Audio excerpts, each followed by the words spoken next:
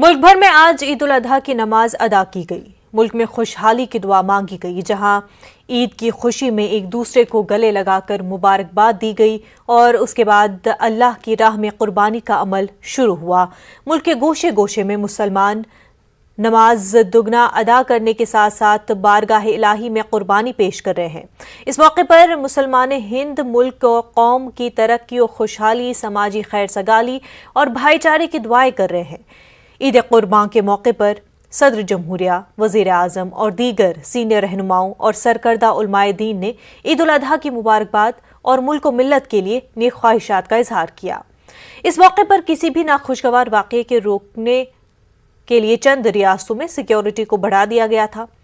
UP में police ने Muslim community के लोगों से कहा कि वो सिवाय मुकर्ररा जगहों के खुलेआम में जानवरों को ज़बह करने से गुरेज करें।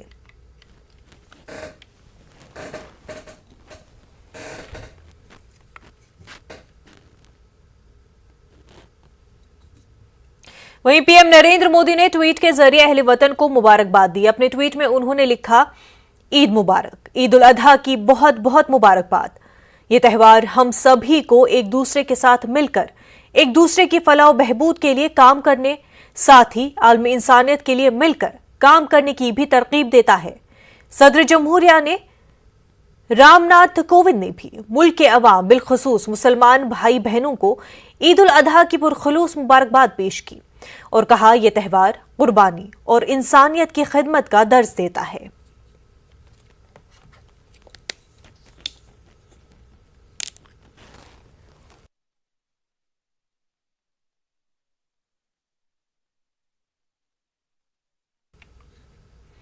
और कांग्रेस लीडर राहुल गांधी और सोनिया गांधी ने भी मुल्की अवाम को ईद उल अजहा की पुरखुलूस मुबारकबाद दी।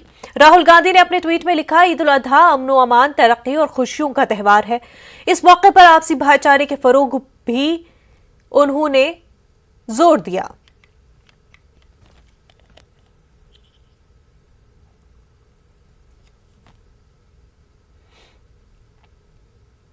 दिल्ली के जामा मस्जिद में भी लाखों फर्जंदान तौहीद ने नमाज ईद उल अजहा अदा की। इस खास मौके पर मुल्क में अमन शांति, खुशहाली के लिए खुसूसी दुआएं मांगी गई। जामा मस्जिद और शहर की तमाम बड़ी मसाजिद में इस मौके पर सिक्योरिटी के पुख्ता बंदोबस्त देखे गए। नमाज ईद के बाद मासूम बच्चों के चेहरों पर ईद की खुशियां देखते ही बनती हैं।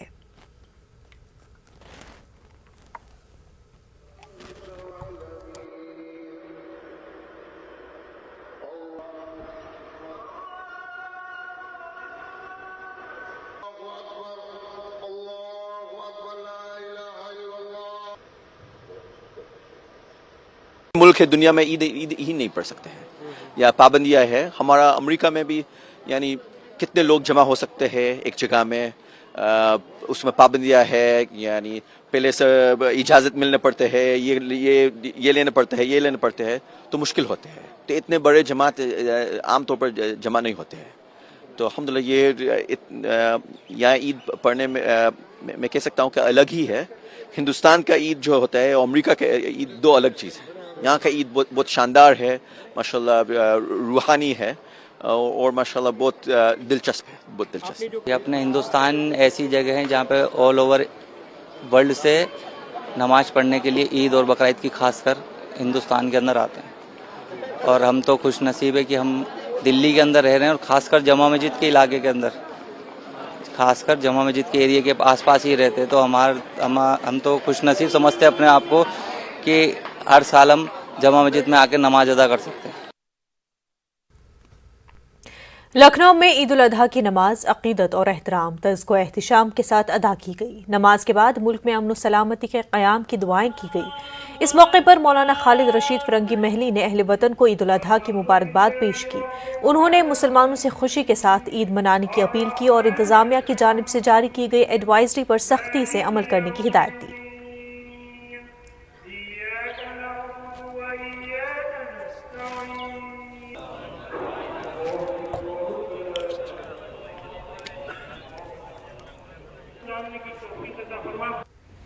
आज पूरे मुल्क में ईद उल अजहा यानी बकरीद का त्यौहार मनाया जा रहा है। इस मौके पर मैं तमाम अहले वतन को बकरीद की, ईद उल अजहा की दिली मुबारकबाद पेश करता हूँ।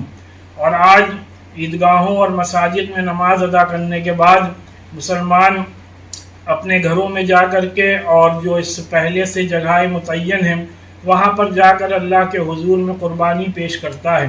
तो लिहाजा आज का दिन हज़रत इब्राहीम अलैहिस्सलाम और हज़रत इस्माईल अलैहिस्सलाम की शानदार कुर्बानी की याद में मनाया जा रहा है। लिहाजा मैं एक बार फिर से तमाम मुसलमानों से यही अपील करता हूँ कि आज का दिन खुशी का दिन है, इसको पूरे खुशी के साथ मनाएं, अमन अमान के साथ मनाएं। कर्नाटक भर में ईद उल अजहा पूरे जोश और जज्बे के साथ मनाई गई। बेंगलुरु के ईदगाहों कॉरपोरेशन के मैदानों में बड़ी तादाद में फर्जंदान तौहीद ने ईद की नमाज अदा की। कुदूस साहब ईदगाह, सरकाजी ईदगाह, बनशंकरी ईदगाह, मैसूर रोड ईदगाह, शांति नगर और दीगर ईदगाहों में नमाज अदा की गई। शहर की कई मसाजिद में भी नमाज ईद का एहतमाम किया गया और इस मौके पर अमन व इत्तेहाद के लिए खुसूसी दुआएं मांगी गई। चामराजपेट ईदगाह के अतराफ सख्त हिफाजती इंतजाम किए गए थे। हाल ही में इस ईदगाह पर तनाज़ा पैदा हुआ था।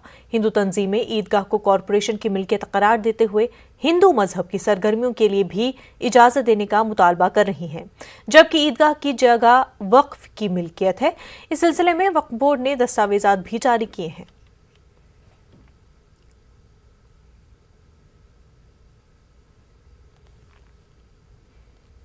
मुल्क के दीगर इलाकों की तरह कर्नाटक के रायचूर में भी निहायती अकीदत और एहतराम के साथ फर्जंदान तौहीद ने नमाज ईद उल अजहा का एहतमाम किया। बारिश और कुर्बानी के पेश नज़र सुबह सवेरे से ही मुख्तलिफ मसाजिद में नमाज ईद का एहतमाम किया गया था। शहर में नमाज ईद का सबसे बड़ा इज्तिमा ईदगाह अरब मोहल्ले में देखा गया। बारिश के बावजूद सैकड़ों लोगों ने ईदगाह में नमाज अदा की। ईदगाह पहुंचकर कांग्रेस लीडर और साबिक रुकन assembly Saeed Yasin, Ravi Bose Raju, JDS leader Raman गोडायंगूर के अलावा दीगर सियासी जमातों के लीडरों ने लोगों को ईद की मुबारकबाद दी। ईद उल अज़हा का ये पैगाम है कि अल्लाह तबारक व तआला के लिए जो कुछ के हम करते हैं, हज़रत इब्राहीम अलैहिस्सलाम, हज़रत इस्माईल अलैहिस्सलाम की अजीम कुर्बानी को याद दिलाता है। और ये कुर्बानी अल्लाह तबारक व तआला ने क़यामत तक के तमाम मुसलमानों के लिए लाजमी करार दिया है। और ये कुर्बानी बज़ाहिर एक जानवर को ज़बह करना है, लेकिन हकीकत में जज्बा इसार और कुर्बानी को उभारता है ये। और ये जज्बा इसार और कुर्बानी हर जगह हर मकाम पर मुसलमानों में होना चाहिए। मिल्लत इस्लामिया के तमाम हज़रात को मोहम्मद इकबाल की जानिब से ईद उल अज़हा की मुबारकबाद पेश करता हूँ। और जो भी आप कुर्बानी दे रहे हैं वो कुर्बानी के साफ़ सफाई का ख्याल रखिए। और जो है ना, पूरे मिल्लत इस्लामिया को और एक बार ईद उल अज़हा की मुबारकबाद पेश करता हूँ। हम सब मिलकर इंशाअल्लाह पूरी इंसानियत के लिए काम करेंगे और हमारे मुल्क में अमन के लिए कायम करने के लिए भी इंशाअल्लाह हम काम करेंगे। ईद उल अज़हा के मौके पर मैं बरादरान इस्लाम को मुबारकबाद पेश करता हूँ और दिल की गहराइयों से गुजारिश करता हूँ कि ईद उल अज़हा के मौके पर जो कुर्बानी देते हैं उसका सफाई का ख़ास ख्याल रखें। शहर हैदराबाद के कदीम और तारीखी ईदगाह मादनापेट में फर्जंदान तौहीद ने ईद उल अजहा की नमाज बड़े ही अदब व एहतराम के साथ अदा की। बारिश के बावजूद ईदगाह में अवाम की कसीर तादाद देखी गई। रुकन असेंबली अहमद बादशाह कादरी ने भी ईदगाह मादनापेट में ईद उल अजहा की नमाज अदा की। नमाज के बाद मुल्क और शहर हैदराबाद में अमन व अमान के लिए खुसूसी दुआ की गई।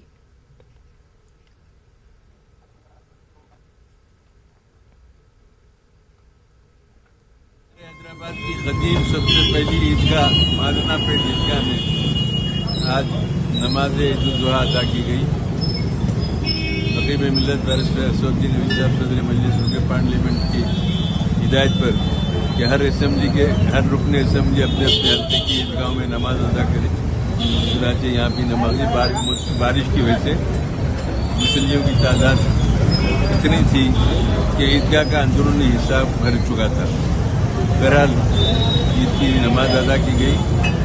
मैं इस मौके पर जामियतुल मुस्लिमीन को ईद उल अज़हा की पुरखुलूस मुबारकबाद पेश करता हूँ और तौक़्क़ो करता हूँ कि सुन्नत इब्राहिमी पर मुसलमान अमल पैरा होकर हर किस्म के हालात का मुकाबला कर सकते हैं, क्योंकि इसार और कुर्बानी का जज्बा पैदा करने के लिए इस्लाम में तालीमात के मुख्तलिफ पहलू मौजूद है उस पर हमको अमल करते हुए ज़िंदगी गुजारनी है। मौजूदा हालात में हमको चाहिए कि हम उसवे इब्राहिमी पर अमल पैरा हो गए और अपने अंदर इत्तेहाद पैदा करें। इस मौके पर आलम इस्लाम के मुसलमानों की सलामती उनका तहफ़्फ़ुज़ के लिए अल्लाह की बारगाह में दुआ करता हूँ और अल्लाह से ये भी दुआ है कि अल्लाह हिंदुस्तान को अमन का गहवारा बना दे, अल्लाह जालिमों को मज़ा चकाए, मजलूमों की मदद फरमाए और तमाम लोगों को हिंदुस्तान के खुशहाली अता फरमाए। मुल्क भर के साथ साथ आज जम्मू कश्मीर यूटी में भी ईद उल अजहा मजहबी जोश खरोश के साथ मनाई जा रही है। इस मौके पर यूटी के मुख्तलिफ मकामात पर नमाज ईद के बड़े बड़े और रूह परवर इज्तिमात का इनेकाद किया गया। नमाज ईद के बाद लोगों ने सुन्नत इब्राहिमी को जिंदा करते जानवरों की कुर्बानी देने का सिलसिला शुरू किया। मसाजिद और ईदगाहों में नमाज ईद के इज्तिमात का एहतमाम हुआ। श्रीनगर में सबसे बड़ा इज्तिमा आसार शरीफ दरगाह हजरत बल में मुनक़िद हुआ। यहाँ बारिश के बावजूद सैकड़ों फर्जंदान तौहीद ने नमाज ईद अदा की। इस दौरान अमन खुशहाली के लिए खास दुआओं का एहतमाम किया गया। नेशनल कॉन्फ्रेंस के सदर डॉक्टर फारूक अब्दुल्ला और श्रीनगर के मेयर जुनैद अजीम मत्तू ने भी दरगाह में ही नमाज ईद अदा की। उन्होंने लोगों से अपील की कि वो ईद सादगी से मनाएं।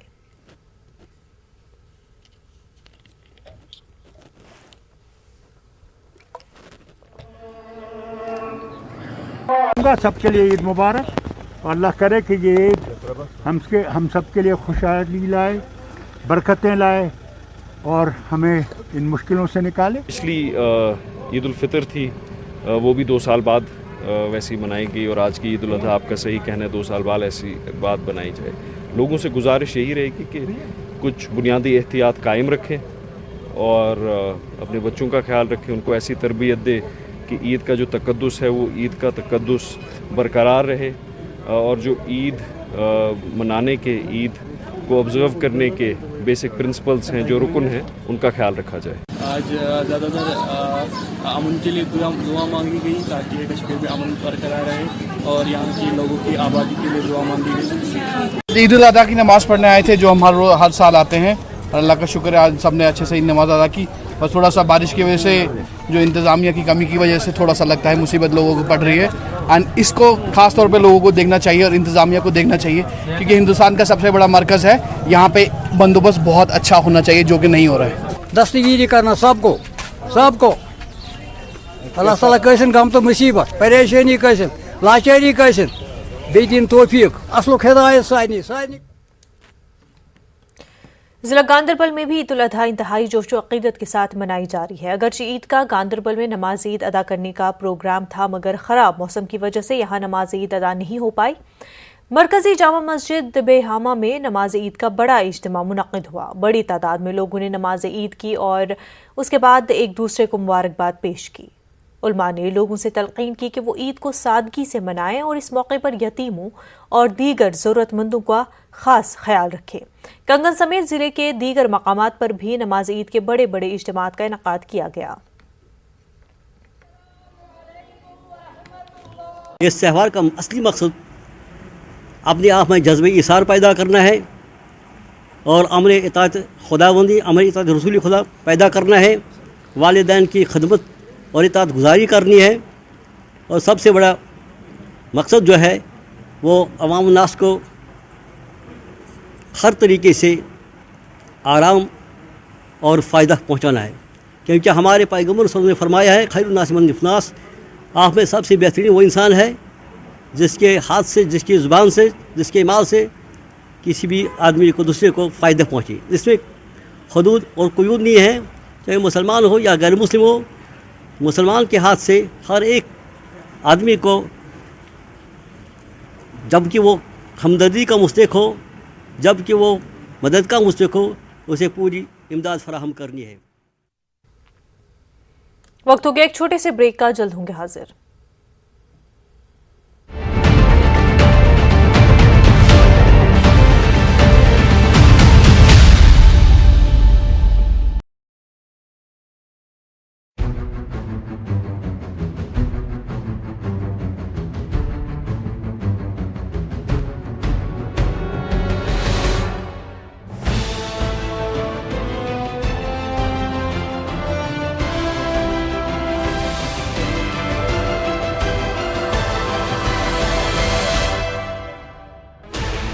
16 channels, 15 languages, 26 states, 1200 plus reporters, 66.9 crore viewers. India's largest news network, News 18 Network.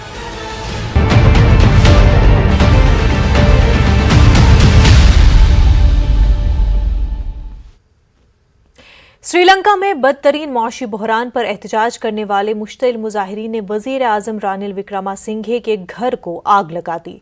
Sri Lankan वजीर आजम के ऑफिस से जारी किए गए एक बयान में कहा गया कि मुजाहिरीन वजीर आजम की निजी रिहाइशगाह में दाखिल हुए और उसे आग लगा दी।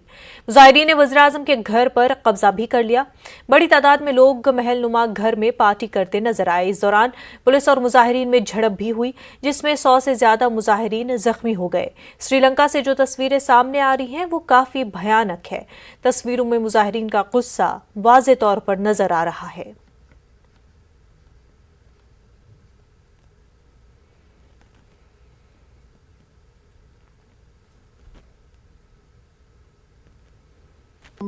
April 9th, we dissented.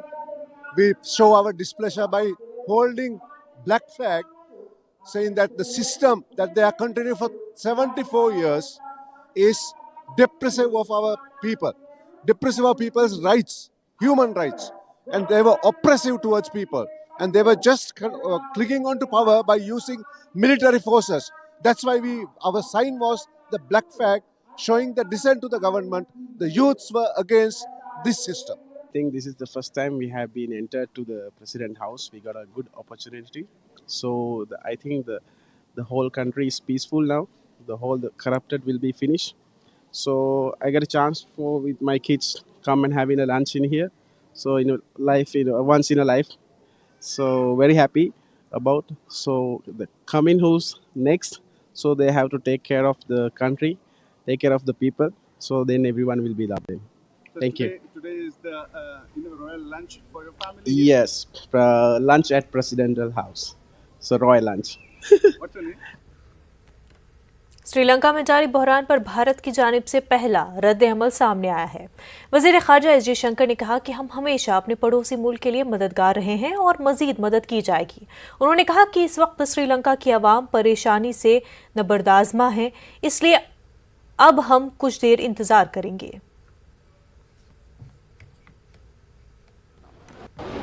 On Sri Lanka, we have been very supportive of Sri Lanka. And we are trying to help, and we are always very, very helpful where they are concerned, but they are right now working through their problems, so we have to wait and see what. How do you see the refugee crisis, sir? There is no refugee crisis right now. Amravati में हुए उमेश कोल्हे कत्ल मामले की तहकीकात NIA कर रही है। इस मामले में नए इंकिशाफात हो रहे हैं। अब इस कत्ल मामले में नया मोड़ आया है। दरअसल इन दिनों सोशल मीडिया पर कलीदी मुलजिम इरफान के फेसबुक अकाउंट की कुछ तस्वीरें वायरल हो रही हैं, जिसमें बताया जा रहा है कि मास्टरमाइंड इरफान ने 2019 में रुकन पार्लियामेंट नवनीत राणा की तशहीर की थी। देखिए रिपोर्ट।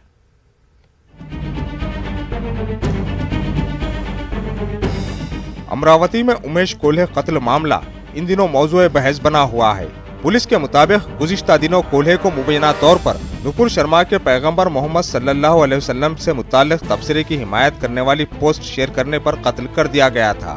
इस मामले से जुड़ी हर खबर सोशल मीडिया पर खूब गश्त कर रही है। ऐसी ही खबर इन दिनों सोशल मीडिया पर वायरल हो रही है। पोस्ट में बताया गया है कि इस मामले का मास्टरमाइंड इरफान ने लोकसभा इंतखाबात में रुकने पार्लियामेंट नवनीत राणा के लिए तशहीर की थी।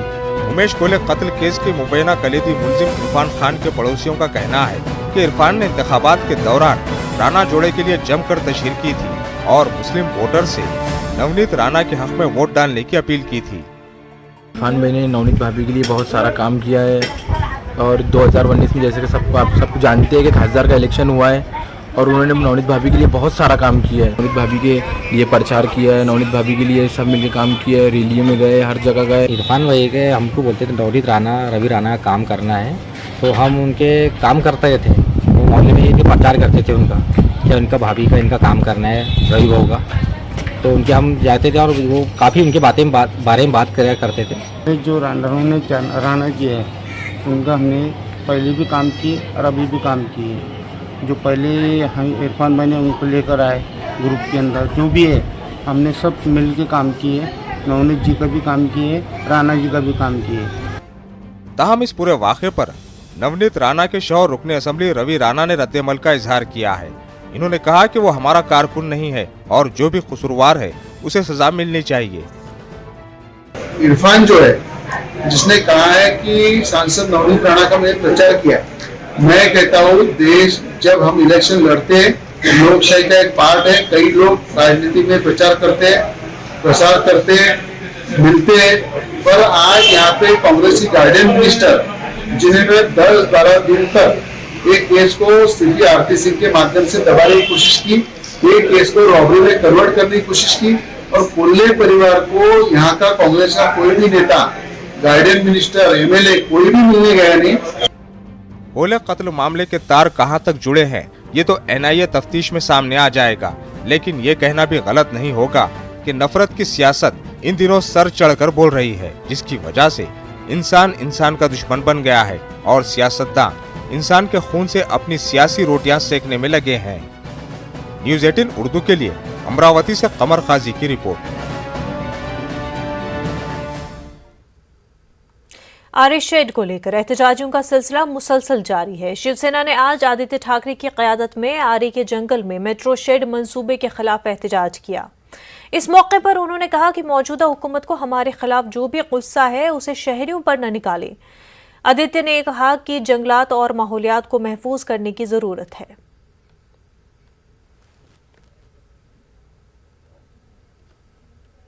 कहूंगा मैं कि जो हम पे गुस्सा होगा, हमसे कुछ नाराजगी होगी, वो मुंबई पे न निकाले। आरए की जो लड़ाई है ये मुंबई के लिए लड़ाई है, बायोडाइवर्सिटी की लड़ाई है, ये हमारे देश की जो जान है, जंगल फॉरेस्ट, उसके लिए लड़ाई है। जब हम सरकार में थे, जब महाविकास आघाड़ी की सरकार थी, तो इसी आरए में हमने 808 एकड़ इसे फॉरेस्ट करके घोषित किया, जंगल करके घोषित किया। जो हमारे आदिवासी बांधव है उनके भी जो सारे यहाँ रहने की जगह है उसे भी हमने प्रोटेक्ट किए थे। और अगर आप देखें जो रास्ते हैं उसे जब कंक्रीटाइजेशन हम कर रहे थे, एक भी पेड़ तोड़ा नहीं है। कांजूर मार्ग की जो मैं बात कर रहा हूँ, वहाँ 4 कार शेड्स एक साथ आ सकते हैं, लाइन 3, 4, 6 और 14। ये लगभग 10,000 करोड़ महाराष्ट्र सरकार के बचाएंगे। और कारशेड के लिए तो हर रात को तो कारशेड में जाती नहीं गाड़ी, 3-4 महीने में एक बार मेंटेनेंस के लिए जाती है। तो आरए के जो कारशेड है, अगर कांजूर मार्ग लेके गए तो लोगों की भी बचत होगी, पैसे की बचत होगी और इस जंगल भी बचाया जाएगा। देखिए, महाविकास आघाड़ी की जब सरकार बनी थी, हमारा सबसे पहले मुख्यमंत्री जी का निर्णय वही था जिसकी लड़ाई हम सरकार बनने से पहले कर रहे थे कि ये एक जंगल है, जंगल जमीन को बर्बाद कर डेवलपमेंट नहीं हो सकता है। हमने कहा आप कंजूर मार्ग पे कर दीजिए। कंजूर मार्ग का भी दिक्कत जो दी है वो केंद्र सरकार ने दी है। 800 एकड़ से ज्यादा लैंड हमने फॉरेस्ट डिक्लेयर की थी जहाँ पे कोई डेवलपमेंट नहीं होगा। अब ये कार शेड से शुरुआत करेंगे, फिर कमर्शियल प्रॉपर्टीज बनाएंगे, फिर घर बनाएंगे। यानी आपका पूरा निर्णय हो चुका है कि एक जो मात्र जंगल है मुंबई का, उसको आप विध्वंस करेंगे, उसको खत्म करेंगे। उसकी लड़ाई इसलिए हम आकर लड़ रहे हैं। देवेंद्र फडणवीस लगातार कह रहे हैं कि ये फॉरेस्ट एरिया नहीं है, लड़ाई कहीं ना कहीं कोर्ट में भी चालू है। मैं देवेंद्र फडणवीस जी को मैं इन्विटेशन देती हूँ, शायद वो मुंबई का दर्शन उन्होंने किया होगा, सिर्फ साउथ मुंबई तक मंत्रालय और गवर्नर हाउस तक अपने आप को सीमित रखा है। आप आइए, और मैं सबको खुली चुनौती देती हूँ, अगर कहते ये जंगल नहीं है, ये खुली चुनौती देती हूँ। अगर कहते कि यहाँ पे लेपर्ड्स नहीं चलते, ये खुली चुनौती दे देती हूँ। अगर वो कहें कि यहाँ पे ट्राइबल्स नहीं रहते, उनके घर नहीं है। आप देख रहे हैं सब आक्रोशित यहाँ पर लड़ाई कर रहे हैं, तो ये लड़ाई हम सब लड़ेंगे। प्रिंसिपल सेक्रेटरी अक़लियती बहबूद MD इम्तियाज़ ने करनूल का दौरा किया। न्यूज़ 18 उर्दू से बात करते हुए उन्होंने कहा कि अक़लियतों की तालीमी तरक्की के लिए हुकूमत की जानिब से कई स्कीमों को चलाया जा रहा है। अक़लियतों को मुसाबक़ती इम्तहानात की मुफ्त में ट्रेनिंग दी जा रही है। नौजवानों को रोज़गार से जोड़ने के लिए ड्रोन ऑपरेटिंग की मुफ्त में ट्रेनिंग दी जा रही है। वहीं प्रिंसिपल सेक्रेटरी ने हुकूमत की स्कीमात से फ़ायदा उठाने की नौजवानों से अपील की। डिपार्टमेंट ऑफ माइनॉरिटी वेलफेयर के जानिब से कई प्रोग्राम जो है माइनॉरिटी कम्युनिटीज़ के लिए इम्प्लीमेंट कर रहे हैं हमारे स्टेट ऑफ आंध्र प्रदेश में। जो है हमारे हरदिल अजीज़ हमारे जो चीफ मिनिस्टर साहब हैं जगन मोहन रेड्डी साहब, और हमारे डिप्टी CM अमजद बादशाह साहब, तो इनके लीडरशिप के अंदर जो माइनॉरिटी वेलफेयर डिपार्टमेंट के कई प्रोग्राम ये लास्ट 6 मंथ्स में बहुत से प्रोग्राम्स जो है हम लोग आगे लेके जा रहे हैं। फाइनेंशियल असिस्टेंस जो इमाम्स और मौज़नों को जो है चल रहा, इसमें भी जो है हर महीना देने का एक जो है प्रोग्राम चल रहा है। और ये सब के अलावा जो नवरत्नालु जो है स्टेट गवर्नमेंट के बहुत ही फ्लैगशिप प्रोग्राम्स है, ऑल दोस प्रोग्राम्स पूरे हमारे माइनॉरिटी डिपार्टमेंट से इम्प्लीमेंट हो रहे हैं। पूरे माइनॉरिटी कम्युनिटीज़ को, मुस्लिम्स, क्रिश्चियंस, सिख, जैन्स, ये सब जो है कम्युनिटीज़ को हर प्रोग्राम का, हर जो है वेलफेयर स्कीम का जो है बेनिफिट वहाँ तक पहुँचाने की कोशिश हमारी माइनॉरिटी वेलफेयर डिपार्टमेंट की जानिब से हो रहा है। और इसी के अलावा centre for educational development of minorities के जानिब से हम लोग फ्री कोचिंग फॉर नीट और टीईटी, टेट एग्ज़ाम्स ऐसे स्टार्ट किए हैं। और स्किल डेवलपमेंट प्रोग्राम्स, ड्रोन की के ट्रेनिंग वगैरह, ये सब प्रोग्राम्स हम माइनॉरिटी वेलफेयर डिपार्टमेंट से इम्प्लीमेंट कर रहे हैं। माइनॉरिटीज़ को हर सेक्टर में आगे ले जाने की कोशिश की। बुलेटिन में फिलहाल इतना ही, हमें दीजिए इजाजत। आदाब।